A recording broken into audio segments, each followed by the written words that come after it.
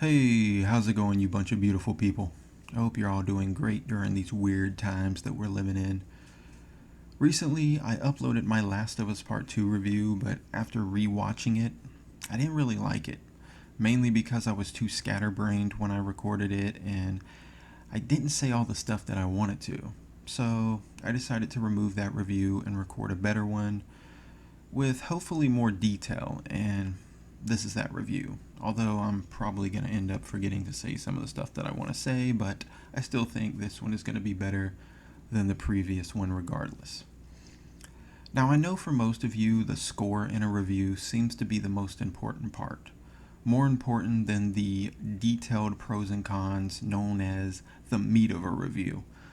So I'm going to give you guys my score right quick before I dive into all the reasons that I give it this score. So, I give The Last of Us Part 2 a 2.2 out of 10. This game is straight trash, bro. I don't even know what Naughty Dog was thinking creating this dog shit. This naughty dog shit. This is not the sequel we wanted, Nil.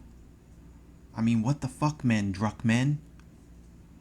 I know why your name is Nil. It's probably because you knelt at the feet of Anita Sarkeesian and let her influence this goddamn story.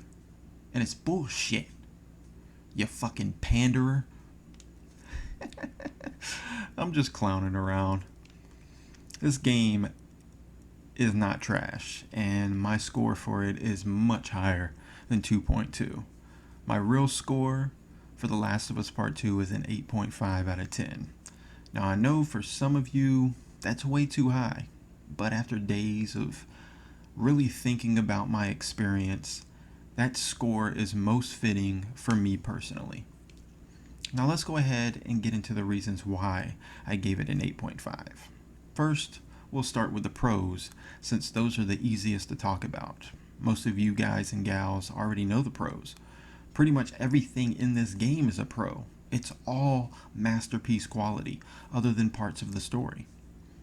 I love all the flashbacks with Joel, most of the new characters, the gameplay, the graphics, the environmental design, the sound design, such as the infected's blood curdling screeches and the enemies gurgling on their own blood after you throat stab them, the eargasmic soundtrack by Gustavo, the more advanced AI, the acting and performances, the brutal combat, the smooth and fluid animations, the attention to detail, and pretty much everything in the game, and all that other good stuff.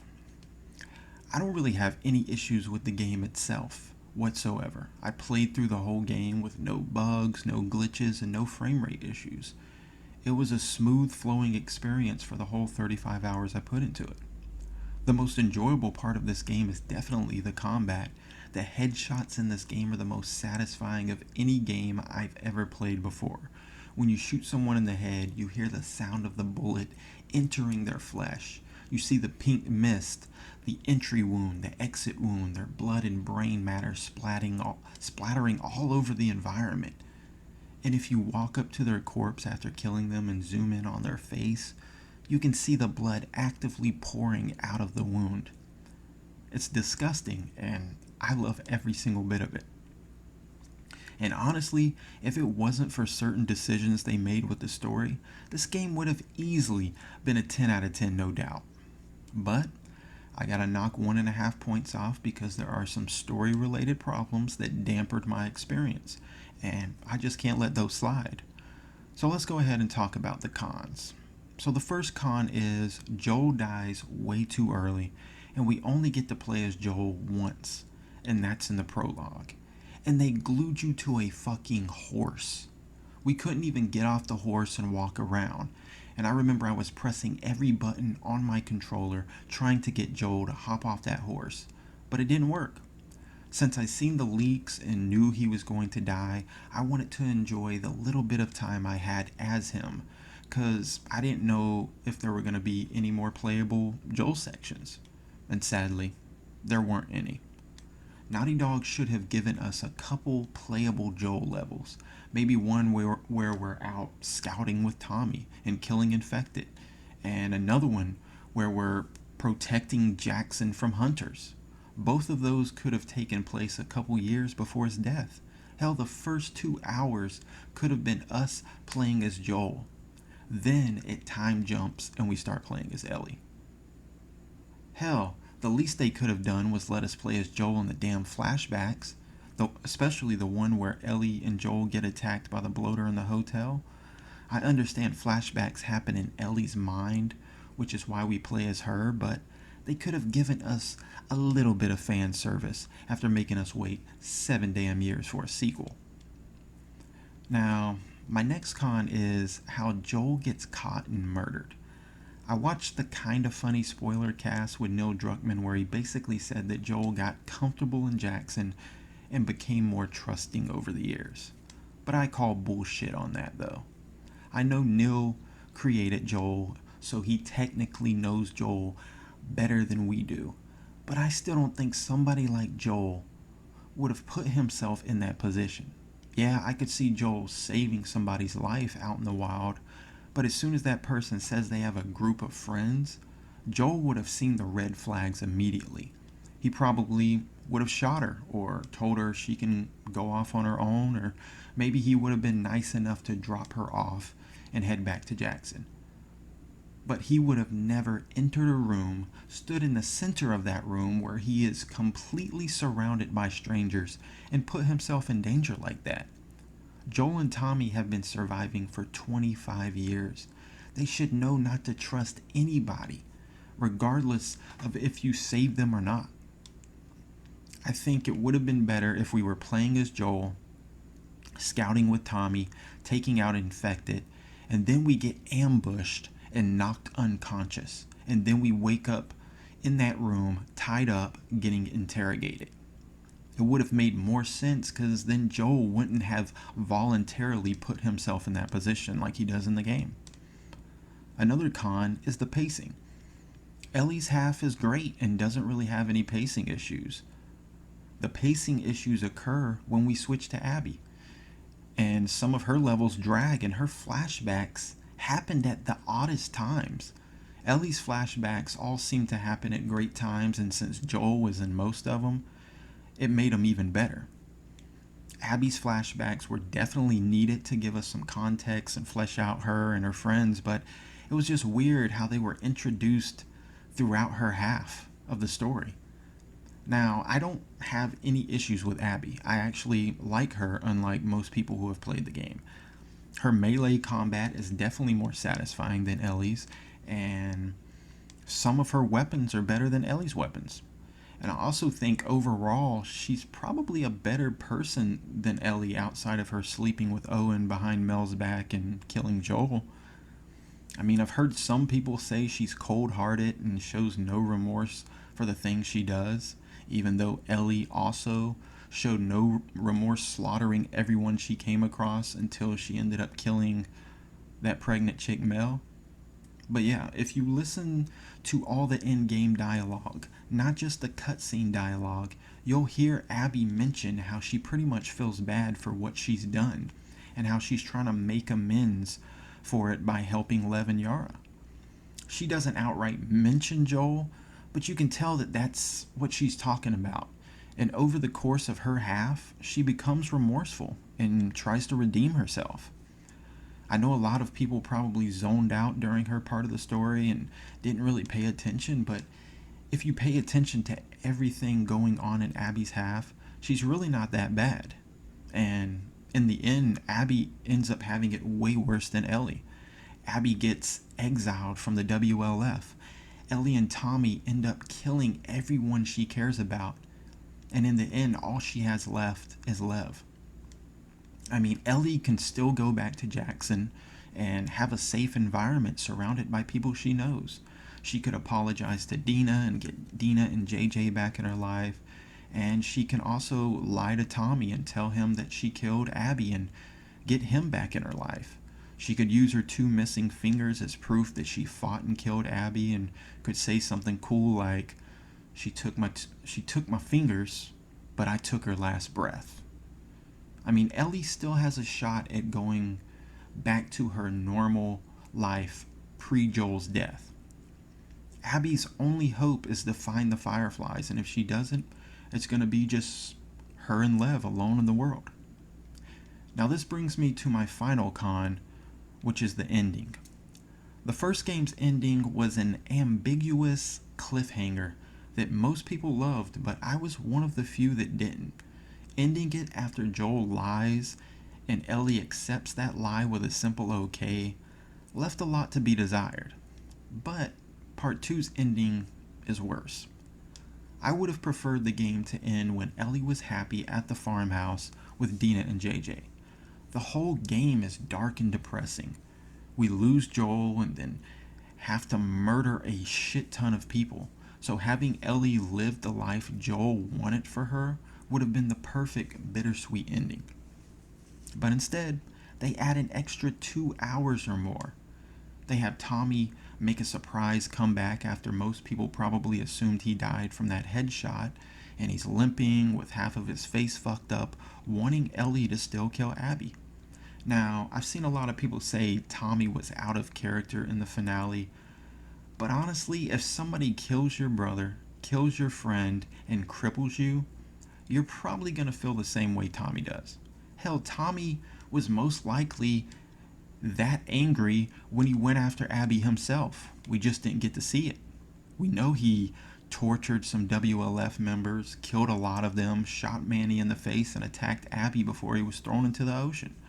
Tommy's not the reasonable softy everyone think he is. He's always been a badass. So, Tommy acting the way he did didn't really bother me, to be honest.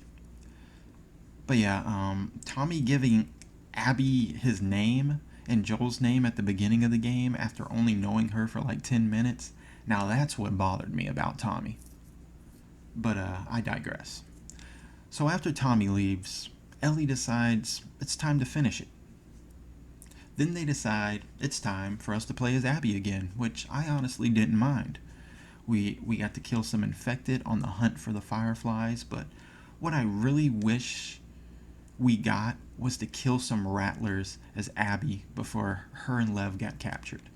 Would have been nice to snap a few of their necks and smash their faces in with Abby's hammer fist one last time before we played the rest of the game as Ellie. But yeah, speaking of rattlers, I thought they were the perfect final group to take on. Out of the WLF, Seraphites, and Rattlers, they were probably the worst. I mean, they captured people for unknown reasons, maybe for sex stuff or slave labor, and kept them in cages. And if they ran away, it seems like they forcefully infected them and put them on chains. They were all deplorable motherfuckers who deserved to die, and I enjoyed killing every last one of them. They were definitely more difficult to fight than the rest of the enemies throughout the game, because a lot of them had helmets and chest armor, and the silenced MPX you get from Logic's character wasn't very powerful, so you had to rely on your more louder, powerful weapons or be a master of stealth to take them all down. But it was a satisfying challenge nonetheless. But yeah, the Rattler fights weren't the issue I had with the ending. It's what happens after you find Abby. This is where I'm conflicted, and I'm sure most people were. I think about how if Ellie would have just let go and didn't let Tommy influence her into going after Abby again, and she just stayed at the farmhouse with Dina, Abby would have died at the Rattler's base. Abby would have suffered a slow and painful death, same as Joel. It would have been poetic justice. But since I was a fan of Abby, and was sad when her and Lev got attacked by the Rattlers and captured, I was kind of hoping Ellie would find them and save them, and let them go. Then, once Ellie finds Abby and she's on that pole, I start thinking, well, we done came all this way, took a broken branch to the side, got badly injured, murdered all the slavers, and went through hell to get back to Abby. Maybe Ellie should just stab her in the neck and get it over with. So, she lets Abby down. She immediately goes over to Lev, and when she goes to pick up Lev, she says, I got you. I got you. the same thing Joel says while carrying Ellie at the end of the first game. So when I heard that, I started to feel bad for Abby. And then I'm thinking, alright, Ellie should just let him go. I thought Ellie letting them go would be her redemption for killing all those people, including a pregnant woman, just like Abby's redemption for killing Joel was saving Lev and Yara. So they head towards the boats, and it looks like it's going to be a peaceful ending. Then, boom, Ellie has one of those PTSD flashbacks of Joel and remembered why she was there in the first place, and a final fight occurs. Now, this is where I have the problem with the ending. Thing that sucks is I really enjoyed the fight. It was one of the most intense and realistic melee fights I've ever had in a game. Every slice and punch felt so satisfying, but I also felt bad while doing it because I liked both characters and didn't want either one to kill the other. So, the brawl goes on. Ellie's about to drown Abby, and bam, Abby bites two of Ellie's fingers off. And I'm like, fuck it. Just kill her. Finish her off, Ellie. We done came this far, got stabbed by Groot, and lost two fingers. So Abby has to die to end this once and for all. And then blammo, Ellie has a reverse PTSD flashback of Joel and lets Abby go. Abby and Lev go off on their merry way, and we go back to the farmhouse where it's empty, Dina and JJ are gone, and we're all alone. And if you played the first game, you know that Ellie tells Sam that being alone is her worst fear. So not only is she living her worst fear, she attempts to play the song Joel taught her.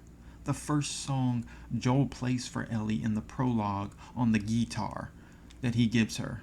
And she can't do it because she's missing those fingers. So she leaves the guitar and walks off to who knows where to. The game ends the way it starts, with a close-up shot of the moth on the guitar.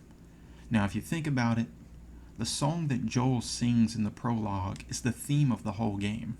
It's called Future Days, and one of the lyrics are, "If I ever were to lose you, I'd surely lose myself." Ellie lost Joel and lost herself by becoming a person she never wanted to be. Abby lost her father and lost herself by becoming a person she never wanted to be. I mean, there are so many parallels in this game, and I'm sure someone much smarter than me will eventually put out a deep dive video going into all of them. But for me, regardless of parallels, the ending wasn't as good as it could have been. I mean, it was depressing as hell, and I wasn't expecting a happy ending at all, but it could have been bittersweet at least. And I know the reason Ellie let Abby go after seeing a flash of Joel on his porch was because of the last conversation she had with Joel on that porch. We get to see that full flashback, and Ellie tells Joel she can never forgive him, but she'd like to try. And I think she decided to feel the same way towards Abby. She can never forgive Abby for killing Joel, but letting Abby live was her way of trying. And I have no problem with Ellie letting Abby live. I just hate that they had that pointless fight that cost Ellie two of her fingers before Ellie decided she was going to let Abby live. They both should have just hopped in their boats and went their separate ways without the fight like it seemed they were going to do. A better ending would have been Ellie lets Abby down. She carries Lev to the boat. They get in their boats and give each other a look of some sort. And Abby says, "Thank you." And maybe Ellie says, "Fuck you." And then we get a close-up of Ellie's face. Then it cuts to black. And we're shown that scene of Ellie talking to Joel on the porch. And then we get the scene of Ellie going back to the farmhouse. It's empty. Dina and JJ are gone. She goes upstairs. She has all 10 of her fingers, and she starts playing the full song that Joel taught her, and the credits roll. I mean, it's still not a very happy ending, but there's hope in that ending for Ellie, with her keeping all of her fingers, being able to still play guitar and knowing if she makes up with Dina, she can teach JJ to play when he gets older like she said she was going to do. I mean, it's been many days since I beat the game, and I really still don't even know how I feel, to be honest. I know I don't like the ending, but I can see why it ended the way it did, and can see why some people do like it. I mean, leaving Abby alive was never the issue for me like it was for most. I think killing Abby would have been letting her off too easy. Now, Abby has to stew in her misery and spend the rest of her life thinking about how her obsession for revenge against Joel ended up getting everyone she cared about slaughtered. It makes me think of the WLF slogan, which is "May your life be long and your death be swift." Abby's life will be long and filled with suffering. Ellie killing her would have been too swift, and her misery would have left with her last breath. So I say most Abby haters should be happy with that. Although I can understand how fully drowning Abby probably would have been a little bit more satisfying. But no matter how the game ended, Ellie should have kept all of her goddamn fingers. That's all I know. But yeah, I'm going to be starting a new game plus soon, and maybe my opinion will change a second time through. It's highly unlikely, but whether I end up liking the ending more or disliking the ending more, 8.5 will most likely remain my score regardless. So yeah, there you have it, my somewhat review of The Last of Us Part 2. Hopefully this was more detailed than my previous scatterbrained one. But oh yeah, one more thing. One more con that doesn't really affect the score is the fact that there are no unlockable outfits after you beat the game like in the first one. They only give us concept art and a model viewer. I mean, don't get me wrong, both of those are cool, but it'd be better if we could give Ellie Jack goggles and a Daxter backpack on the second playthrough. Or even better, replace skins like in the older Uncharted games and make it where we can switch out Abby's model with Joel's model. What? I mean, maybe that's something we'll get in an update on Outbreak Day this year. I'm really hoping for a goddamn Factions 2 update on Outbreak Day, but, you know, an outfits update wouldn't be too shabby either. Who knows? But yeah, so what score do y'all give the game? What are your top pros and cons? Did you like Abby by the end of the game? Let me know all of your feelings below, and we'll continue this discussion. Thanks for watching and spending your time on my channel. I really appreciate you guys, and if you really enjoyed it, hit that subscribe and that like button, and have a kick-ass day or night, depending on when you're watching this. Sayonara. Damn it, I knew I was going to forget to mention something, and I'm glad I thought of it before I started rendering the video and getting it ready to upload. So one other thing I wanted to mention, which surprisingly I mentioned in my Scatterbrained review, was the fact that both Ellie and Abby were way too fucking weak to have that fight at the very end of the game. In a realistic, grounded story, there is no way that fight would have happened. Abby had been up on that pillar for who knows how long. I mean, you could see the sun damage on her skin. She lost all of her muscle mass. She most likely hadn't eaten or drunk anything in a very long time. She is not going to have the energy or the strength to fight Ellie. And Ellie got stabbed in the side from a pointy-ass branch. And she was hanging there for who knows how long, bleeding out. Somehow she survived that, stitched herself up, managed to take on multiple groups of rattlers before she got to Abby. And when she gets to the boat, her stitch busted and she's bleeding again.